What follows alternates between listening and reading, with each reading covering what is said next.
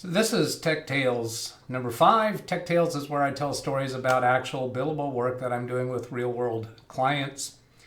Whereas other videos on my channel are when I'm providing free support over Zoom and connecting remotely to people's computers, or I'm doing tutorials basically showing how I do work. So I'm starting to see that maybe there's 3 different types of videos that I do. But this is Tech Tales.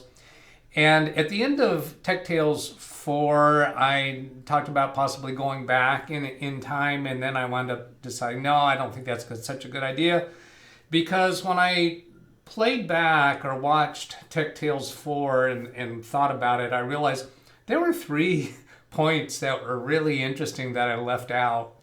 So if I can't remember the significant points from a week and a half prior, I don't hold much hope to remember the good parts of the story if I'm going back months into the past. So let me give those corrections. In Tech Tales 4, I talked about the senior and disabled government-assisted apartment building, one of the 3 that I support, where they had moved a computer around and couldn't get it connected back to the internet. Actually, what they called me for is they couldn't open QuickBooks, which was on another computer in the office. So it couldn't do that because it didn't have connection to the network. Well, over the phone, I had asked them, can you get to the internet? No, we can't. That's when we started looking for the network cable. So what happened is I was talking to her over the phone.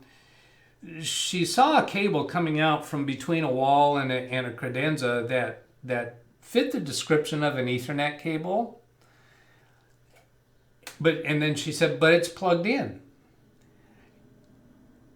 So there was nothing that was not connected somewhere. So when I went to the office, what I found is the Ethernet cable, indeed, that was it. It was plugged into the Ethernet port of the printer instead of the Ethernet port of the computer. In hindsight, I could have fixed that by either using LogMeIn Remote to connect to the camera on a cell phone, or even better than that, and I only realized this yesterday, is I could have the cell phone come into a Zoom session with me, and I could see through the camera lens there. And the reason why that's better is because through LogMeIn Rescue, it just gives me really tiny, it's not a very high resolution image when I connect to a camera that way.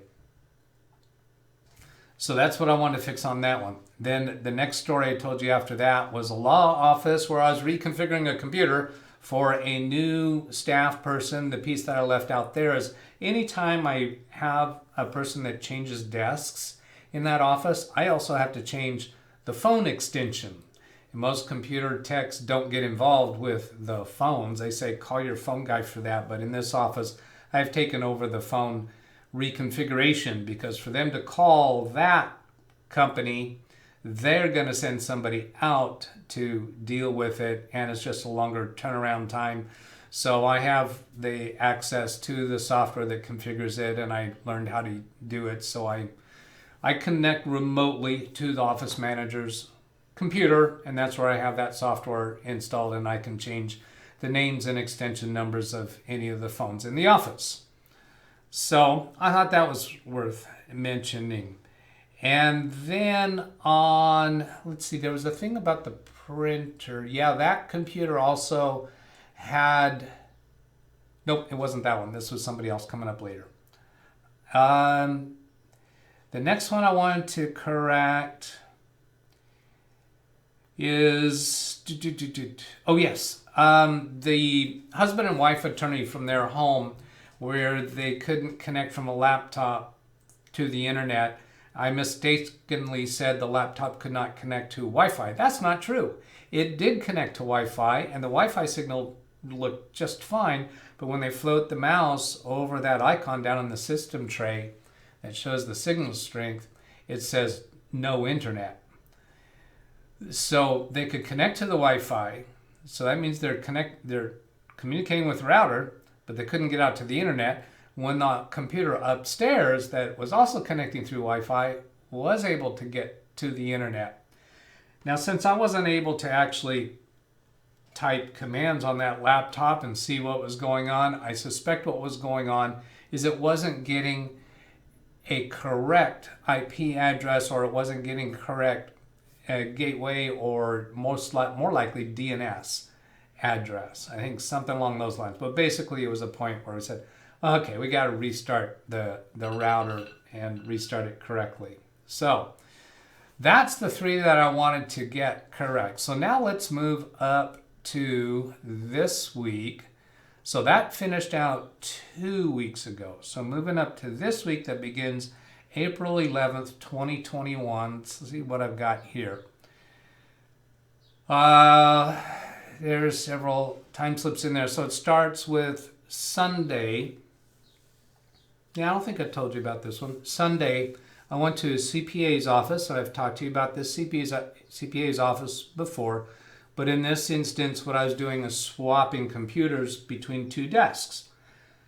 So what happens is the receptionist had an older computer, and one of the CPAs had a personal assistant who we recently purchased a new computer, 2 screens. It's one of those microcomputers that mounts on the back of the monitor. We have that on a few of the computers there. And I'm really liking those computers, by the way. Well, that person is no longer with them. She had some family things arise, and she had to leave. So the receptionist actually does a lot more than receptionist duties. She actually does assistant work for the CPAs, or she's actually working with the accounting records.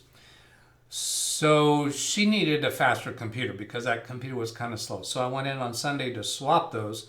Now, everyone was in the office that day except for the receptionist, because this is tax season. So CPA's office is, it's not uncommon to see them in there on Saturdays and Sundays and working long into the evening. That's very true about this office. So in swapping these computers, we were using generic usernames. However, the one from the receptionist's office, it was a little bit obsolete. It was called Front Desk is the username. So now that goes to the assistant desk, which is not personed. I'm not going to say manned. It's not personed anymore. I'm not occupied. How about that? So I left that with a login username of Front Desk. And then the computer that was at that desk that has the 2 monitors, the faster computer, I moved it to the reception desk. Now it was a little bit difficult to fit it in there because that desk was not previously accommodating 2 monitors. So I got that taken care of. And then there was quite a bit of reconfiguring I had to do, because the person at the reception desk was actually using more of the accounting software than the CPA's assistant was. Just a couple of particular softwares. The assistant was doing accounting type work, but in different software. So I had to change those over, and I actually changed the username, created a whole new user profile called Staff 3. The computer at the assistant's desk was called Staff 2. But that had some specific files that assistant was using, and they put a lot of files on the desktop. And I knew that the receptionist was going to need the files that she was putting on her desktop. And yes, I do advise people, don't put actual data on your desktop. It's a losing battle. They don't abide. You never listen to me. Yeah, that doesn't work. I can't say that to them. If I did, it doesn't work. When I've tried it, it doesn't work. But anyway, so I needed the new user profile on this computer that's now at the reception desk, so I created a Staff 3, and then I used Fab's Auto Backup to back up that user's profile, the receptionist profile, from her old computer while I was at the CPA's assistant's desk. And then I copied that through the network, the Fab's Auto Backup folders, through the network, to the computer that's now at the reception desk and applied that to the staff 3 user account. Actually, I let Fabs AutoBack create the staff 3 user account. So that actually included the password for the account. So then I did some testing of some things, because it takes all that, Fabs Auto Backup takes all the desktop icons over, but some of those icons were for programs that weren't actually installed on that computer. So I figured out some of the ones that where the programs still needed to be installed, and I installed them. I didn't go through all of them because I don't really know for sure which ones the receptionist needs. So I did the ones that I know of that she needs, and the others I don't think she does. So not sure about that, because those icons on the desktop were left over from 3 prior receptionists. So some of it's probably obsolete. So then another task that I did while I was in the office is one of the CPAs approached me as I was doing this work and said, "Are you able to find an Excel spreadsheet that I worked on?" There's actually a few of them that I worked on between March 30 and April 15th of 2020. And I considered that and said, yeah, maybe, I think I can. So what I had in mind was to do a search on the server for XLS files during that date range. So I did that search and had him look through those, and he didn't find what he was looking for. So I said, tell me more about it. So he showed me this other accounting software that they have, and showed me his process for exporting information from that accounting software, and it exports as CSV. CSV is CSV, comma separated values. So it's a text-based export of the data, and Excel will open that data just fine. So then I did the search with CSV. Actually, prior to that, I did the XLS search on his workstation, thinking it might be there. Now, when I did this XLS, by the way, I verified that when you do a search in Windows Explorer for XLS, that it will include XLSX. To be sure we weren't missing that. And I specifies the date range. So let's see, so checked on his local computer and then did the look for CSV on the server and showed him that list of files. And when I told him that I have it up on the screen now, I told him it's kind of a small list. So I didn't feel very hopeful about it. He went over and looked at it and he said, yeah, I think these are them. So he went back to his computer after making note of what folder those files were in. And a few minutes later, I go into his office and say, did that work out? He said, no, it didn't. It was the right data, but it didn't have any of my changes. I said, well, let me have a look. And so he showed what was there.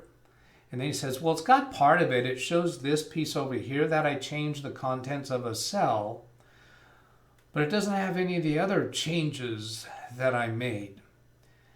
And there's this bar up at the top that warns about if you don't save as an XLS, you may lose some of the Excel features. So I said, well, what would you have done when you saved? And we think, he's not positive, but he thinks he probably saved it with the CSV. So I said, well, go ahead and make some of the other changes that you think you made back then. Go ahead and save it as a CSV. So then we close it and reopen it, and we find that those changes indeed are not there. So that's what we concluded happened, is those several worksheets that he worked on back April 2020, he had done quite a significant amount of work and saved them and lost all that work. So that was a hard to swallow lesson for him. But he accepted it and we moved on. So I'm going to stop there and end this Tech Tales number 5, and then we'll continue after that. What I do on my channel, primarily what I want this to mostly be about, is to help people for free through Zoom sessions and connecting to their computers remotely while live streaming on YouTube for whatever issues they might want help with that they could turn to a computer consultant. To request such a session, send an email to DougBetts@LiveWindowsTraining.com. The address is on your screen right now. Give me an idea in the body of the email what you'd like help with, and we'll put it together. So I hope this was useful to you. Have a great day. Catch you later. Goodbye.